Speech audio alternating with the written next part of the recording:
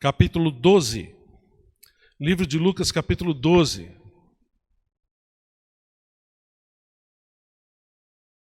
Nós vamos relembrar uma história, uma parábola que o Senhor Jesus Cristo contou,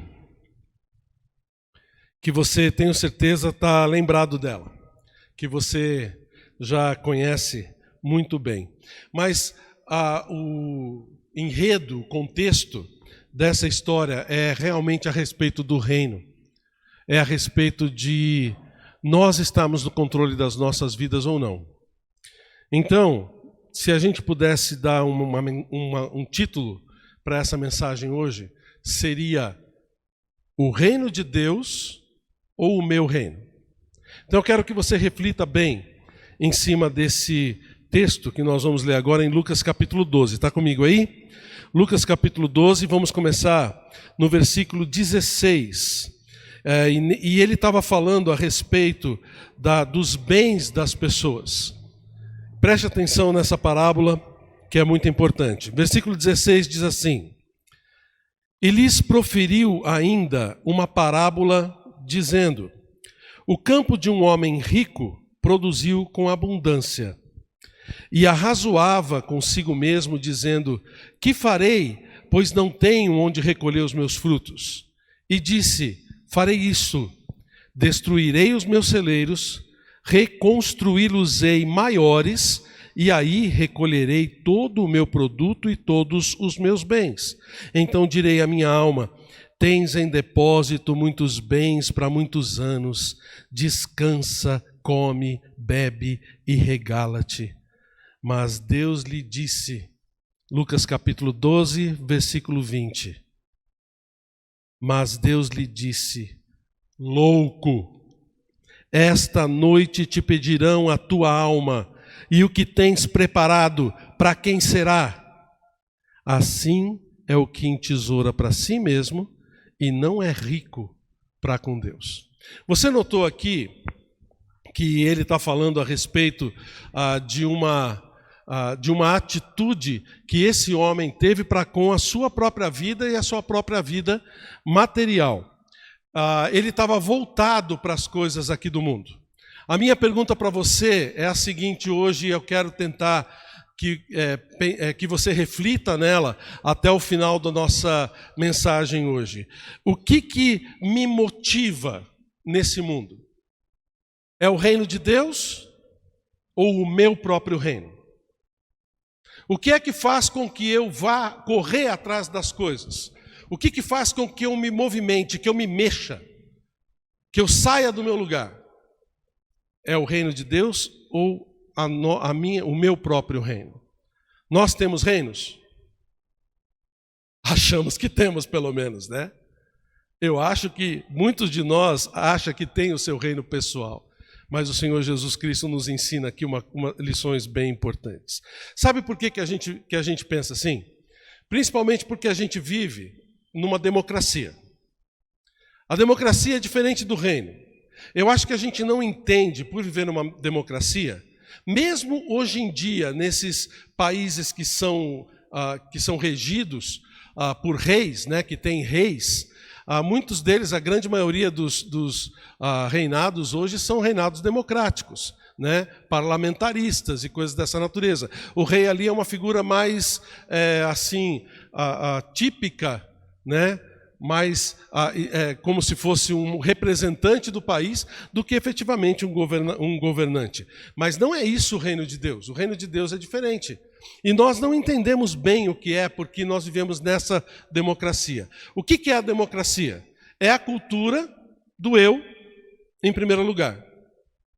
Democracia, qual é a definição de democracia? Governo do povo, pelo povo e para o povo. Lembra dessa definição? Bobagem. Isso aí não tem nada, isso não é verdade. Sabe por quê? Sabe qual é a verdadeira definição de democracia? Governo meu, para mim. Aquilo que eu posso receber daquilo que está acontecendo no governo, né? Meus direitos, minhas vontades. Quantas vezes a gente vê isso? As pessoas falando: eu tenho direito, eu tenho minhas vontades, eu tenho as minhas necessidades. É a minha vez. Inclusive, até eu estava vendo uma reportagem esses dias na televisão, uma cidade no Rio de Janeiro liberou, né, a vacinação, mesmo que fosse só para pessoas acima de 80 ou 90 anos, eles não estavam cuidando disso. E aí um monte de gente se lançou naquele posto de saúde que não estava cuidando dessa questão de deixar só a vacinação para os mais velhos.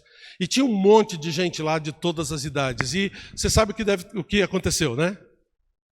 Acabou a vacina. E aí o repórter, diante de um rapaz, eu devia ter os seus 30 e poucos anos, o rapaz reclamando de todas as formas. Onde já se viu? Acabou a vacina. Aqui a gente devia ter tomado a vacina e não tomou. Ele estava infringindo a lei. E achava que aquilo era direito dele. É assim que a gente vive dentro da democracia. E se o governo não atende às nossas necessidades, se o governo não cumpre aquilo que ele prometeu fazer, o que a gente faz? Troca o governo. Muda o governo. É assim que a maioria de nós pensa. Eu tenho poder, o meu voto tem poder. Quem manda sou eu. Mas não é assim dentro de um reino. No reino as coisas são diferentes. E eu estou falando aqui de um reino sendo regido por alguém que realmente se importa com o povo. Num reino a coisa é diferente. O rei, por exemplo, ele tem um mandato vitalício, né? Ele é rei até ele morrer ou abdicar, né? Mas geralmente os reis vão até a sua morte e passam o seu reinado para a sua própria família, né?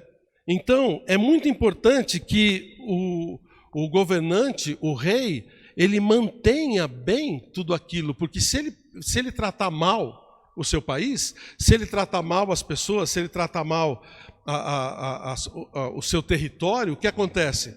Ele mesmo vai arrumar problema para ele, mesmo dali a alguns anos. Ele mesmo vai ter que solucionar. Os súditos, o próprio país, tudo é dele. Então ele tem que cuidar bem. Diferente, por exemplo, da democracia, onde o governante vai lá e fica só 4 anos, né? E muitos, é como se fosse um zelador do país e não um rei, e não um governante. E a gente conhece bem a história, quantos se aproveitaram dessa situação e se aproveitam até hoje. Sugam o máximo que podem, enquanto estão no poder, para depois deixar para o próximo que se vire. No reinado não é assim. No reinado não é assim. O rei cuida do seu povo. O rei ele está preocupado em manter as coisas na maneira boa. Quando você convidou Jesus para ser o seu Salvador, quando você pediu para que ele entrasse na sua vida, você o convidou também para ser rei da sua vida? Para que você realmente pudesse ser súdito dele?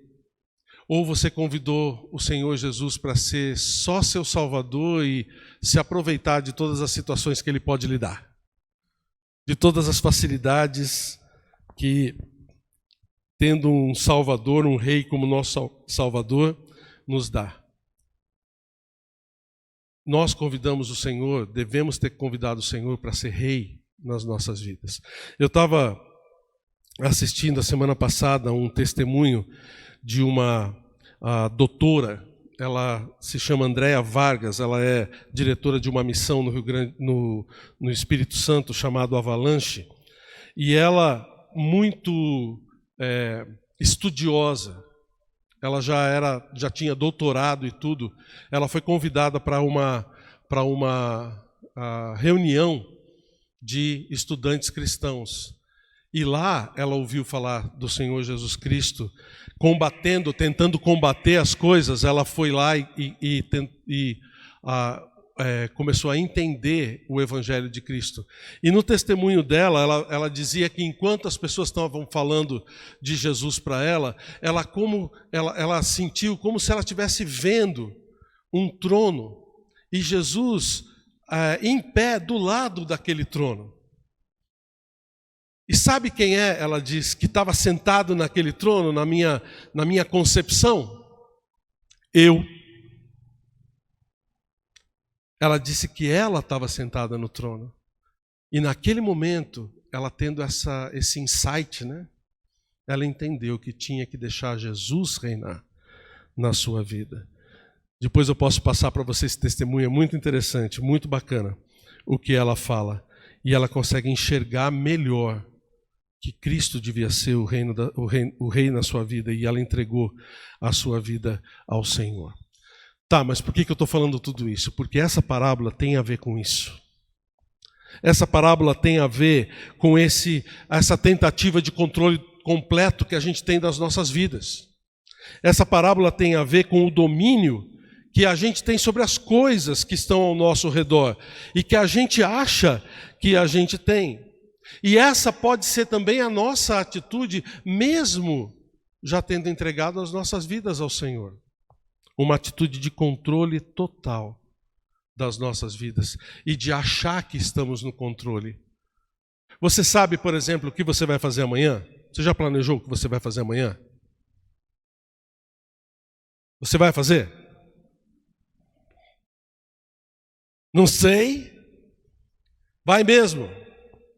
Não sei. Porque quem é que domina a sua vida? Quem é que deve dominar a sua vida? O Senhor. Então, nessa parábola, Jesus nos ensina a viver com vistas ao reino de Deus, com vistas à eternidade. Para a gente saber de verdade para o que a gente vive. Para o que a gente vive. Nós tivemos essa semana a perda de um grande amigo, de alguém que fez muita diferença para nós aqui nesta igreja e para muitas pessoas em outros lugares também. E ele tinha muitos planos. Muitos planos. Morreu muito cedo, com menos de 60 anos de idade. E ele tinha muitos planos. Mas a resposta certa dos lábios veio de quem? Do Senhor. Então, vamos viver buscando o reino de Deus. O Júnior buscava o reino de Deus, mesmo fazendo seus planos. Vamos viver buscando o reino de Deus. E essa parábola nos ensina o que acontece com a gente quando a gente está fazendo a coisa que é certa ou quando a gente está fazendo a coisa que é errada. Quer ver? Eu quero pensar com você 2 momentos nessa parábola. O primeiro momento seria quando o meu reino domina a minha vida. Pegou? Quando o meu reino domina a minha vida. E o segundo momento é quando o reino de Deus domina a minha vida. Nós vamos tentar puxar dessa parábola esses 2 momentos, tá bom? Bom, você pode já pensar nesse primeiro momento, quando o meu reino domina a minha vida, que eu acho que é aqui a ênfase do Senhor Jesus Cristo. Dá uma olhada no versículo 16 de novo. Ele diz assim: e lhes proferiu ainda uma parábola dizendo: o campo de um homem rico produziu com abundância, e arrazoava consigo mesmo, dizendo: que farei, pois não tenho onde recolher os meus frutos. E disse isso: farei isso, destruirei meus celeiros, reconstruí-los-ei maiores, e aí recolherei todo o meu produto e todos os meus bens. Você notou quantas vezes ele falou meu, eu, etc? Como é que chama isso? Egoísmo. Ah, pastor, eu não sou egoísta. Peraí, aguenta aí. Vamos ver primeiro. Porque essa é a primeira atitude que a gente vê aqui de alguém cujo seu próprio reino domina a sua vida. As coisas são voltadas para si. E eu vou dizer, esse é o estilo de vida da nossa sociedade. A nossa sociedade tem um estilo de vida completamente egoísta. Completamente egoísta. Primeiro, esse cara já era rico. Já percebeu aqui? Ele fala assim: o campo de um homem rico produziu com abundância. Ele já era rico. Agora, geralmente as pessoas ricas não ganham a riqueza assim de uma hora para outra. Eu sei que existem riquezas hereditárias, ganhar na loteria, aquela coisa toda. Mas geralmente quem ganha a riqueza com muita facilidade acaba perdendo a riqueza também com muita facilidade. Aqui a gente vê que era um homem provavelmente rico por causa do fruto do seu próprio trabalho. Vamos supor isso. Ele era alguém que trabalhava bastante. Ele era um homem honesto, trabalhador. Eu não estou considerando que essa riqueza foi ganha em corrupção, em coisas ilícitas, tá? Porque a riqueza pode ser adquirida através do seu próprio trabalho. E, gente, essa é a condição da maioria das pessoas do mundo. Essas pessoas que realmente têm riquezas. São pessoas que têm aquilo que têm por causa do fruto do seu trabalho. Alguns mais, outros menos. Mas uma coisa aqui interessante aconteceu. O campo dele produzia bastante. Você notou aqui que ele fala, e o campo desse homem rico produziu com abundância. Era um fruto do seu próprio trabalho, da sabedoria de como fazer, ele tinha investimentos na coisa, ele tinha provavelmente uma vida abastada, porque ele se dedicava a isso, né? Um homem rico, ele precisa trabalhar bastante, você sabia disso? A gente pensa que o rico, ele não trabalha, né? Mas sabe por que o rico trabalha? Para manter a riqueza dele. Às vezes o rico trabalha muito mais do que aquele que tem menos condição para poder manter tudo aquilo que tem. Porque se não trabalha, o que acontece? Perde tudo. Mas olha que interessante.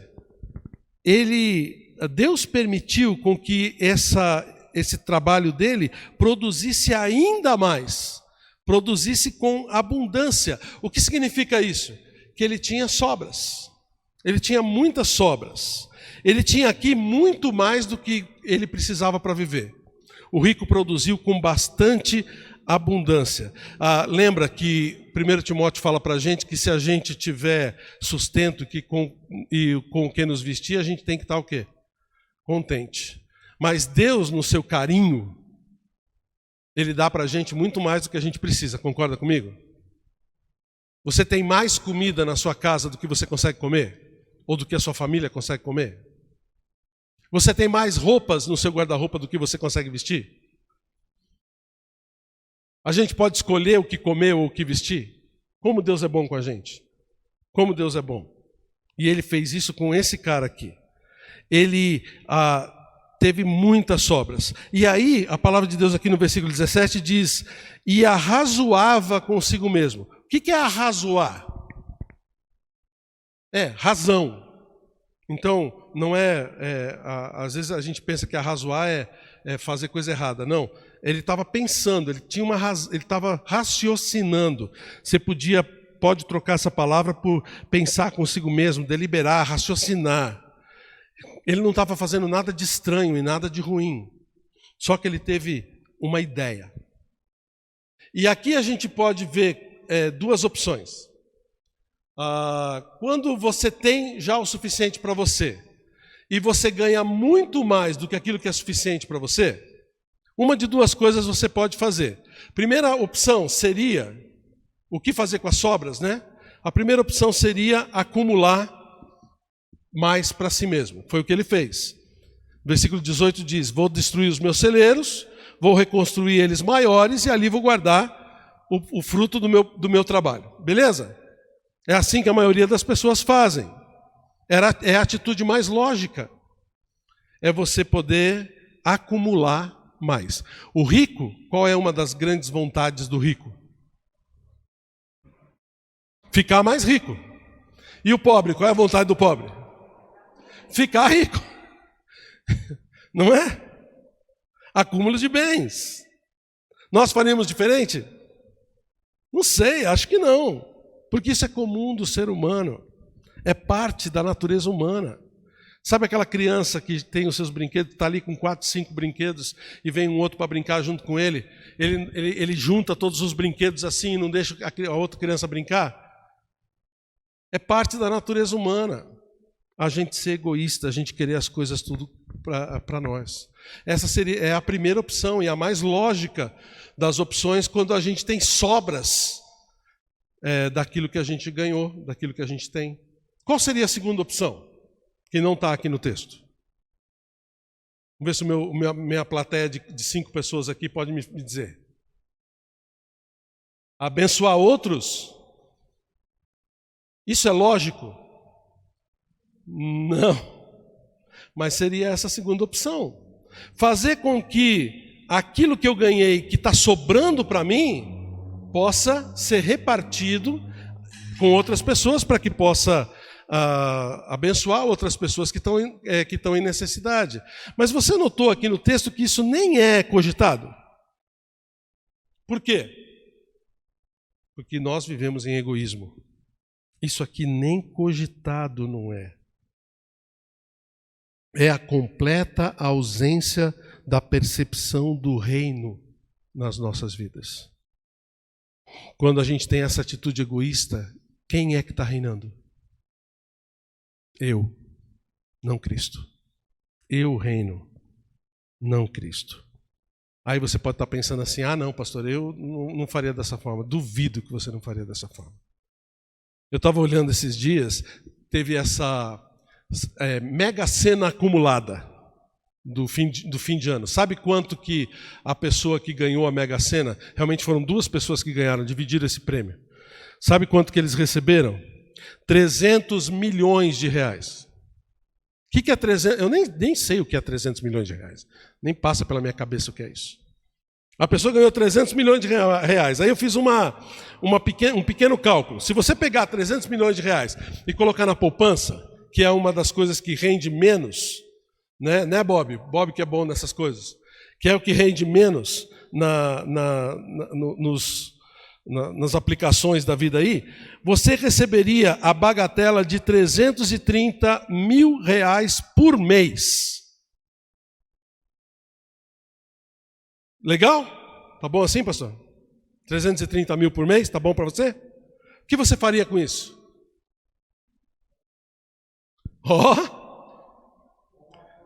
Pagar as contas, comprar uma casa. O que mais você faria com isso? Me ajuda aí, você que está em casa. 330 mil por mês, o que você faria? Viajar? Olha, a Lívia falou aqui, comprar casa para a família toda. É a primeira vez que eu ouvi alguma coisa de repartir. Porque isso não vem naturalmente na nossa cabeça.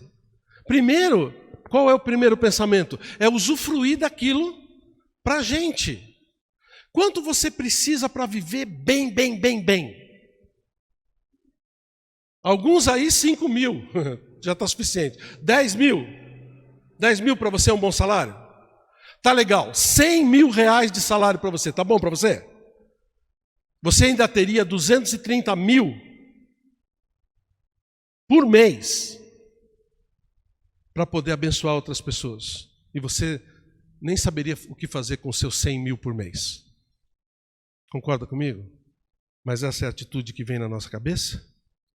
Não. A gente repartiria ou a gente acumularia? Você sabe que dinheiro no mundo, ele não aparece do nada, né? Para que alguém possa ser muito rico, outra pessoa tem que ser muito pobre. Sabia disso? O dinheiro não dá em árvore. A economia no mundo é um montante, ela é dividida. Uns têm muito mais e outros têm muito pouco. Mas por que a gente não teria essa atitude? Porque nós somos egoístas. Essa é a atitude daquele que tem que a sua vida é voltada para o seu reino. Quando é o meu reino que domina a minha vida. Não só egoísmo, tem uma outra atitude também que é a prepotência. Sabe, o fato de você achar que é superior aos outros, porque você tem dinheiro. É aquele falso senso de superioridade e de domínio sobre a sua própria vida, porque você tem condição, você é rico, você tem o suficiente para você. E às vezes até domina os outros que estão ao seu redor. No versículo 19, dá uma olhada, ele diz assim: então direi à minha alma, tens em depósito muitos bens para muitos anos. Descansa, come, bebe, regala-te, né? Alegra-te. Eu vou dizer para mim. Quem vai dizer? Eu. Quem está no domínio? Eu. Eu vou dizer para mim mesmo, fica frio, descansa, eu sou o dono do meu nariz, não tenho que prestar contas para ninguém. Dá uma olhada nos meus celeiros aí, para você ter uma ideia. Quem é que pode me falar alguma coisa? Aí a gente fica prepotente. Ele fala, você tem grande quantidade de bens para muitos anos. Como é que chama isso? Segurança. Ou falsa segurança, estabilidade, né? Tentativa de estabilidade. A segurança baseada no material, nas coisas materiais. E aí vem aquele ídolo do egoísta, que é você mesmo, né? Descansa, come, bebe e se alegra. É aquela filosofia chamada hedonismo. Já ouviu falar disso? A vida baseada no prazer. Tem muitos de nós que têm a vida baseada no prazer. Que a sua vida é baseada naquilo que você gosta ou deixa de gostar. Você só faz aquilo que você gosta, ou procura fazer aquilo que você gosta. Somente aquilo que traz satisfação para você, você faz. Ah não, pastor, eu não sou assim. Você já ficou em casa num culto presencial, por exemplo, num domingo à noite, quando você devia estar na igreja porque você estava com dor de cabeça? Porque você estava cansado? Quantas pessoas eu pergunto, você tem feito suas orações, você tem feito a sua leitura bíblica, você tem tido um relacionamento pessoal com Deus, um tempo separado, um TSD com Deus? Ah, pastor, eu chego muito cansado em casa. E eu tenho que descansar. Afinal de contas, merecemos o descanso, não merecemos? A gente tem que ter o nosso tempo de descanso. E muitas vezes a gente deixa de se envolver com as coisas de Deus, com o reino de Deus, com a igreja de Deus, com os discipulados, com a evangelização, porque a gente está cansado. Porque a gente não gosta de fazer uma coisa ou outra. Gente, vocês não imaginam quantas vezes a gente recebe nãos aqui na igreja. Sabe, precisa ser feito alguma coisa, alguém precisa ser ajudado, e a gente vai para aquela pessoa e fala, olha, você tem o dom, você tem o talento para poder fazer isso, vem ajudar a gente. Ai, pastor, não dá, mas não dá por quê? Ah, porque eu tenho outras coisas, né? Tenho prioridades, eu tenho que descansar também, eu não posso fazer isso. Domingo é o único dia que eu tenho para descansar, pastor. Como é que eu vou me envolver com as coisas da igreja? Isso é prepotência, isso é egoísmo. Tem gente que não quer nem participar da célula online, né? Porque não gosta. Eu já ouvi tantas pessoas falando, eu não gosto de ficar olhando para a tela do computador. Mas espera aí, nós não podemos estar juntos. Então, olhar para a tela do computador é uma coisa que vai fazer com que você esteja unido, que você esteja em comunhão com outras pessoas, que você esteja transmitindo e recebendo a palavra de Deus. Será que você não pode fazer um pequeno sacrifício para poder servir a Deus e servir o outro? Ah, eu não gosto. Ah, eu não... Estou cansado. Quantas pessoas estão cansadas para fazer as coisas de Deus, mas passam horas na frente de um videogame, passam horas na frente de uma televisão, passam horas jogando bola, passeando, gastam mundos e fundos viajando, para depois só poder mostrar foto? Mas não tem tempo para Deus, é cansado demais para fazer as coisas de Deus, não gosta disso ou daquilo que a igreja está fazendo. Gente, vamos parar com isso. Isso é prepotência, isso é egoísmo. Nós precisamos viver o reino de Deus e não só falar dele. Nós precisamos fazer com que o reino de Deus, com que Cristo, o nosso Rei, realmente reine em nossas vidas e não só fique num canto. Você não ora como Jesus manda, venha o seu reino e faça-se a sua vontade aqui na terra como no céu? A gente estava conversando sobre isso hoje. Sabe como é que a maioria de nós ora essa oração? Venha o meu reino, faça-se a minha vontade aqui na terra. Não sei se vai ser feita no céu, mas aqui na terra.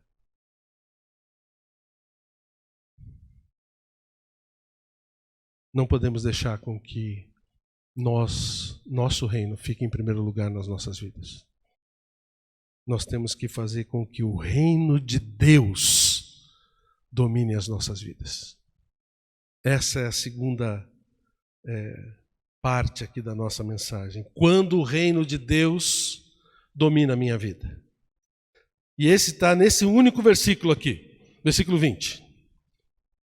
Mas Deus disse: louco, essa noite te pedirão a tua alma, e o que tens preparado para quem será? Vamos dar uma quebrada nesse versículo para a gente entender bem como é que o reino de Deus funciona aqui.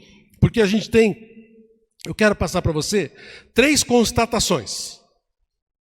3 coisas que são verdade, que a gente consegue aprender desse texto aqui, quando Deus fala essa coisa para a pessoa, mostrando que o reino de Deus é que tem que dominar as nossas vidas.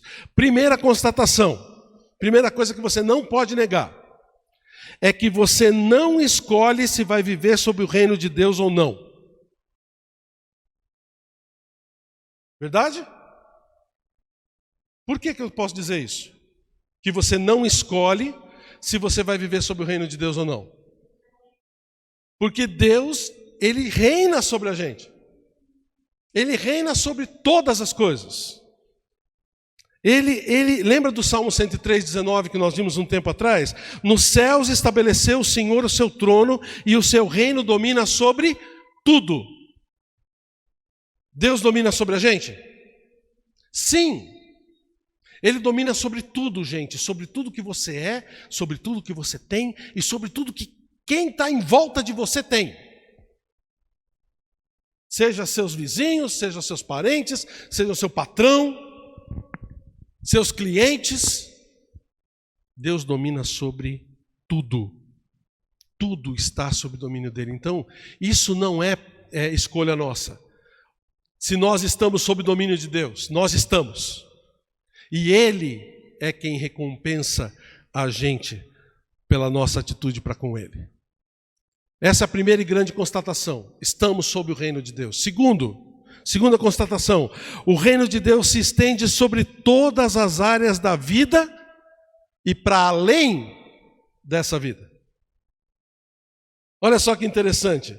O tempo é de Deus. Concorda? Quem é o dono do tempo? Deus é o dono do tempo. Dá uma olhada aqui no versículo 20, ele fala assim: louco, esta noite te pedirão a tua alma. Essa noite, quem é? Você pode chegar para Deus e falar: não, peraí, deixa eu morrer só amanhã. Não, me dá mais um mês aí.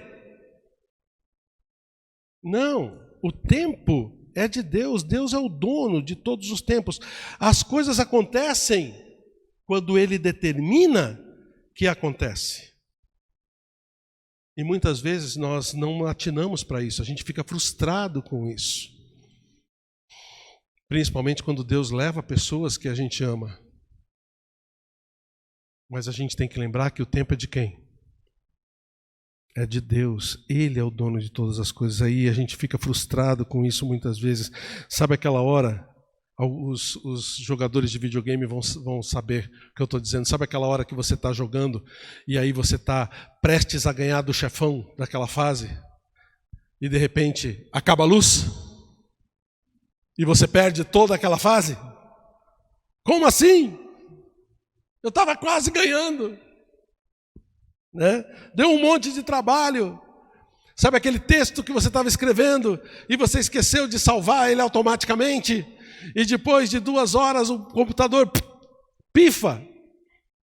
E você perde 2 horas, 3 horas, um dia de trabalho, porque você não salvou aquele trabalho. Ou quando você está preparando aquela comida deliciosa, né? Que muitos de vocês sabem fazer. Eu sei fazer ovo frito e olhe lá, né? Ah, miojo lá também sei, né, minha nega? E pipoca. Salgada. Você está preparando aquela comida deliciosa, você faz todos os temperos, prepara ali, coloca, aí você coloca na forma, né, para aquelas suas visitas que vão chegar, e aí você quer colocar ela no forno bem perto das visitas chegarem, para que quando elas cheguem, aquela comida vai estar quentinha, saída do forno, para ser colocada na mesa, e de repente quando você coloca ela no forno e liga o fogão, o que acontece? Acabou o gás. E é um domingo de pandemia. E todas as revendas de gás estão fechadas. Aí você fala, como assim? Coloca aí para mim, Apólito, Tiago 4, versículo 14. Tiago 4,14 diz assim: vós não sabeis o que sucederá amanhã, que é a vossa vida. Sois apenas como neblina que aparece por um instante e logo se dissipa. Em vez disso, versículo 15, devias dizer: se o Senhor quiser, não só viveremos, como também faremos isso ou aquilo. Agora, entretanto, vos jactais, vos orgulhais das vossas arrogantes pretensões. Toda jactância, todo orgulho semelhante a essa é maligna. O tempo é do Senhor. Ele determina a hora em que vamos morrer. Que hora você vai morrer? Que hora você vai se apresentar diante do Senhor? E tudo aquilo que você tem preparado vai ser para quem? Tudo aquilo que você acumulou que vai valer para você. Outra coisa também, não só o tempo é do Senhor, como a avaliação ou o julgamento das nossas atitudes também está nas mãos dele. Quando esse cidadão aqui, voltando para a nossa parábola, ele fala que vai recolher os bens nos celeiros dele, Deus vira para ele e fala, louco. Não é isso no versículo 20? Não era uma atitude lógica de guardar as coisas? Deus vira para ele e faz a avaliação correta da atitude dele. Louco. Essa palavra louco aqui não é um idiota, alguém que não sabe o que está fazendo. Mas é alguém que não está raciocinando direito. É alguém que está sem sentido naquilo que está fazendo. É alguém que está precipitado naquilo. Alguém que não raciocinou direito em todas as coisas para poder tomar a decisão. Isso que essa palavra louco aqui significa. E quem disse isso? Deus disse isso. Será que Ele está olhando para a gente, filhos de Deus, filhas de Deus, e está virando para a gente falando, olha só os seus planos, isso é bobagem, isso é loucura. Você é louco pensando dessa forma. Você é louco vivendo em cima dos seus prazeres. Você é louco querendo acumular as coisas para você. Você é louco pensando que você precisa descansar. Que você precisa gastar o seu tempo nessas coisas que só queimam o seu óleo e não agregam óleo para você, para a sua lâmpada. Louco. O Senhor Jesus, Ele bem disse isso, né? Quando Ele fala, nos evangelhos, quase todos têm essa frase, que adianta o homem ganhar o mundo inteiro e perder a sua alma? Quanto tempo você acha que você vai passar aqui na Terra? Eu tenho certeza que o Júnior pensou que ia morrer com 120 anos de idade.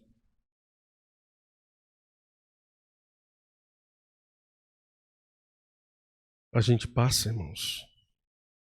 Qual é a avaliação de Deus para as nossas atitudes?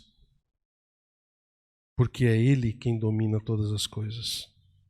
domina todas as áreas da nossa vida, domina o tempo, avalia as nossas atitudes e domina até a nossa alma. No versículo 20 ele fala assim: louco, essa noite te pedirão a tua alma. A alma, quem está pedindo aqui? É Deus quem está pedindo. Porque a alma é de quem? É de Deus. Quanto tempo de vida a gente tem? É Deus quem controla o nosso tempo. A alma, nós não temos domínio sobre ela. É Deus quem tem domínio sobre as nossas vidas, sobre as nossas almas. E aí, você está preparado para se encontrar com Deus? Você está preparado para chegar diante dele e falar as coisas para ele que você tem que dizer? Quando ele te perguntar o que você fez com o tempo que eu te dei? O que você fez com todo esse tempo que eu dei para você viver aqui na terra? Se Deus pedir a nossa alma hoje, o que você vai dizer para ele? Não, pastor, ele não vai pedir minha alma hoje. Como é que você sabe? Eu sei, eu estou sendo pessimista, tá bom? Mas nem só pessimista, eu estou sendo realista. Para a gente morrer, o que importa? Importa a gente estar vivo.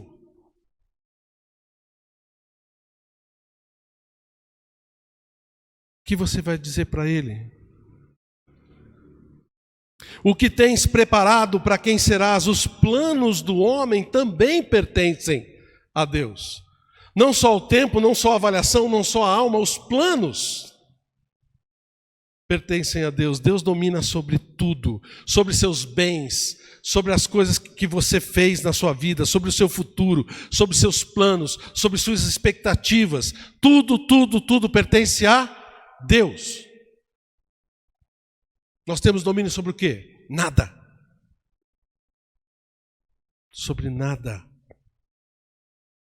As coisas que a gente planeja só irão acontecer se Deus assim o permitir.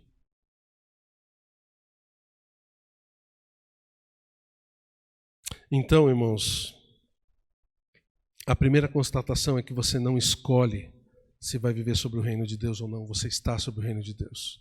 A segunda constatação é que o reino de Deus se estende sobre todas as áreas da nossa vida e para além dela, até para a eternidade, até para a morte. A terceira e última constatação é que nós vamos viver nos submetendo ao reino de Deus ou vamos ficar batendo de frente com ele o tempo todo. Entendeu o que eu estou falando?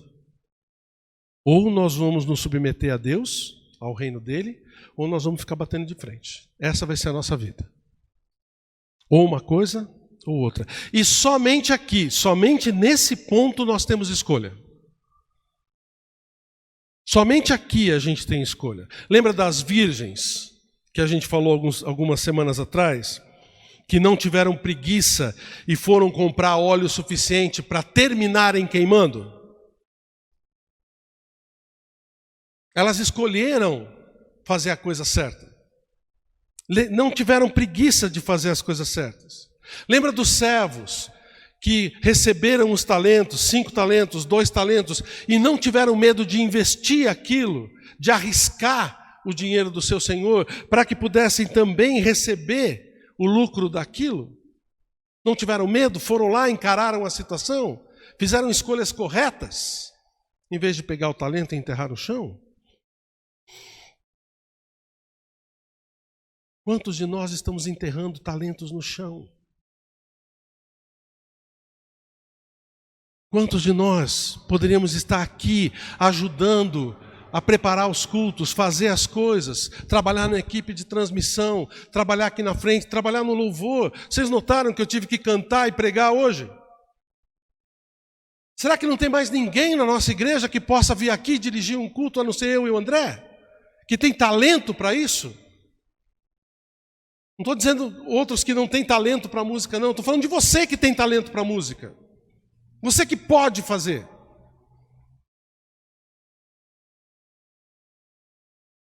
Vocês estão entendendo? Quem é que está reinando na sua vida? É o reino de Deus de verdade Ou você não quer arriscar? Eu posso me queimar. Eu posso ficar muito cansado. Será que eu vou gostar? Acho que eu não vou gostar disso. É a nossa escolha, meus irmãos e irmãs, que determina o que vai acontecer com a gente no futuro. Se você não tem Cristo como Salvador, é a sua escolha quem vai determinar se você vai para o céu ou vai para o inferno quando morrer. E se você já aceitou Cristo como seu Salvador, são as suas escolhas que vão fazer com que na vida futura você receba o galardão do Senhor, muito bem, servo bom e fiel, ou entre no céu com cheirinho de fumaça na roupa. Porque as suas obras todas se queimaram, como diz lá em 1 Coríntios capítulo 3. As nossas escolhas determinam se nós estamos nos submetendo ao reino de Deus ou se nós estamos batendo de frente com Ele.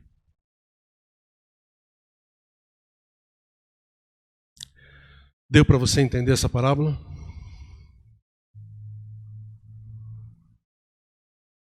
Qual é o propósito da sua vida? O propósito da sua vida é trabalhar para o reino de Deus, é viver para o reino de Deus ou é viver para si mesmo? Olha só que interessante como o Senhor Jesus conclui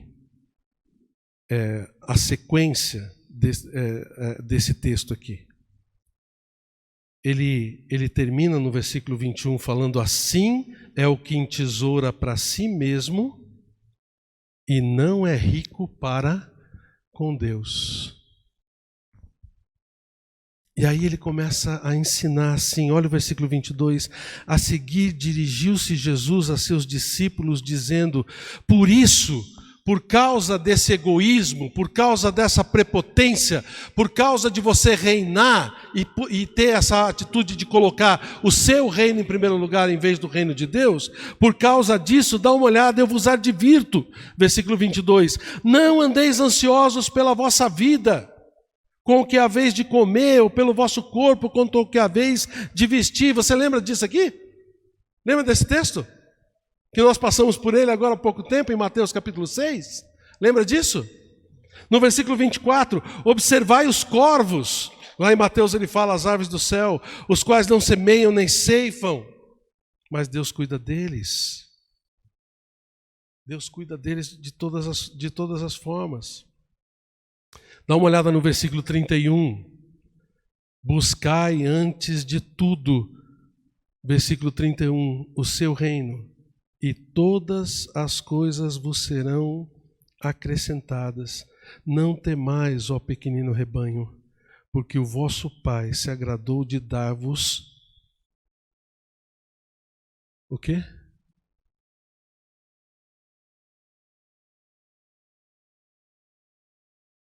Eu não entendo filhos de Deus, filhas de Deus, que querem viver para si.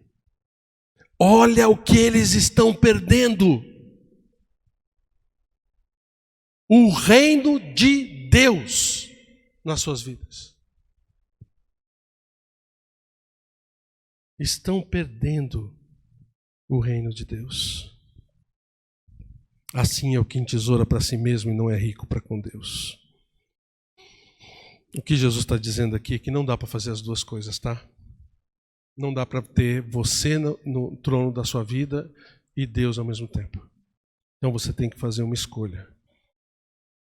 Mateus capítulo 6 diz: ninguém pode servir aos dois senhores, porque há de se aborrecer de um e amar o outro, ou se devotará a um e desprezará o outro. Não podeis servir a Deus e as riquezas, ou não podeis servir a Deus e a si mesmos. Versículo 34 de Lucas 12. Porque onde está o vosso tesouro, aí estará também o vosso coração. Seu coração está realmente em Deus ou está em você? As suas vontades, seus gostos, seus planos são mais importantes do que os planos de Deus para você? Você tem submetido seus planos, seus gostos, suas vontades, suas intenções para Deus? Ou tem tomado decisões na sua vida que você nem sabe se são as decisões que Deus queria que você tomasse? Quem reina na sua vida? Vamos orar. Pai, nós te pedimos que nesse momento, diante do Senhor, a gente possa fazer a escolha certa. Se há alguém aqui me ouvindo que ainda tem colocado o seu reino, a sua própria pessoa, a sua vontade, no reino da sua vida, no trono da sua vida, que hoje, nesse momento, essa pessoa possa se render ao Senhor. Olhe para as suas atitudes, olha para as suas ações, olha para o tempo que você gasta, para o tempo que você joga fora, só queimando óleo, só fazendo coisas que não vão agregar na sua vida para com Deus. Mostra para essas pessoas, Senhor, o que tem feito nas suas vidas, que tem deixado a si mesmos no trono. Senhor, obrigado porque a Tua palavra nos ensina tão claramente e o Senhor deixa com que nós decidamos. Obrigado porque o Senhor não nos força nas nossas decisões, mas nos ajuda, Senhor, na nossa falta de fé, a tomar a decisão certa e colocar o Senhor, o Teu reino, no trono das nossas vidas, no alvo das nossas vidas. Que o Senhor seja engrandecido em nós. Eu peço em nome de Jesus. Amém.